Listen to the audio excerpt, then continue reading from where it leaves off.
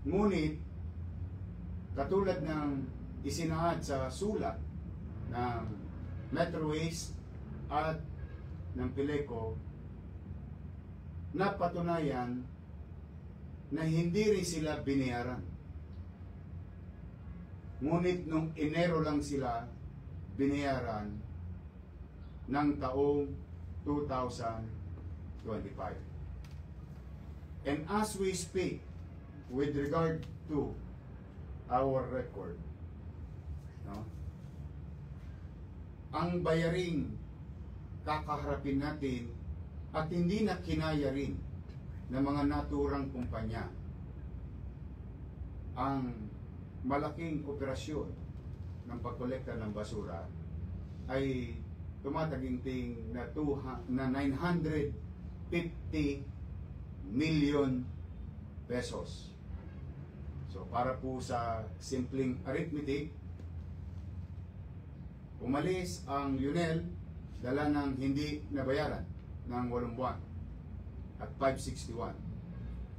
May nagsinungaling, may nagkubli, may nagtago, pero lumabas ang katotohanan. Hindi sila bayad.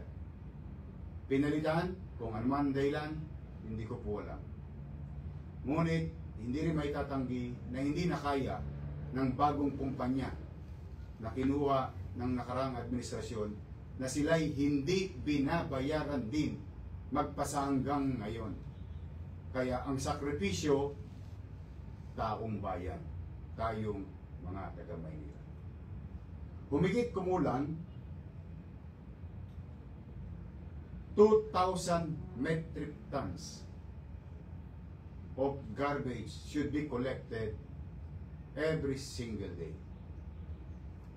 At habang nag-uusap po tayo sa broadcast na ito, yung hindi nakuha kahapon, yung hindi nakuha nung isang araw, madadagdagan pa ho maya-maya at bukas.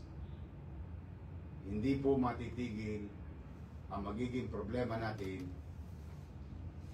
sa suliranin natin tungkol sa basura sa Maynila.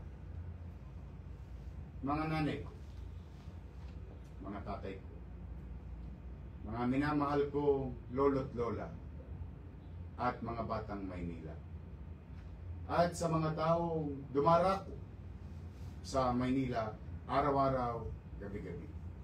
Now, I'm telling you straight. A few minutes ago, bilang inyong alkalde,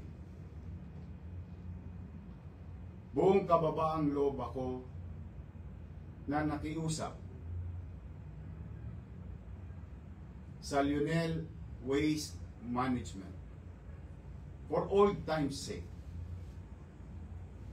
Total, matagal naman silang nagserbisyo at naghahanap buhay sa Maynila.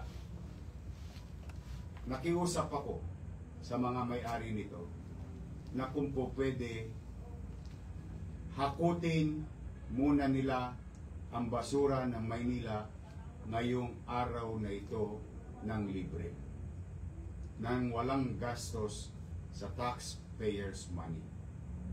Kasi bukas po malalaan natin kung ano ang sitwasyon ng pananalapi ng ating lungsod. Ayaw ko naman pangunahan ng kabayo. But for now, nakiusap po ako sa kanila. Bakit po? Mas mahalaga sa akin ang kaligtasan at sanidad ng ating lungsod, more than anything else.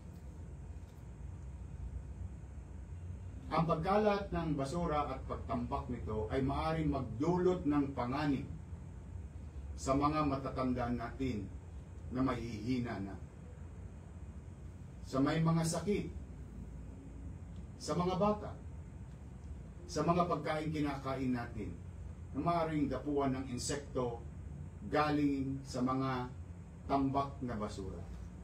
Masakit sa mata, masakit sa ilong, at mapanakit sa kalusugan ang ating sitwasyon patungkol sa basura. Matapos ang aming usapan, bilang tugon sa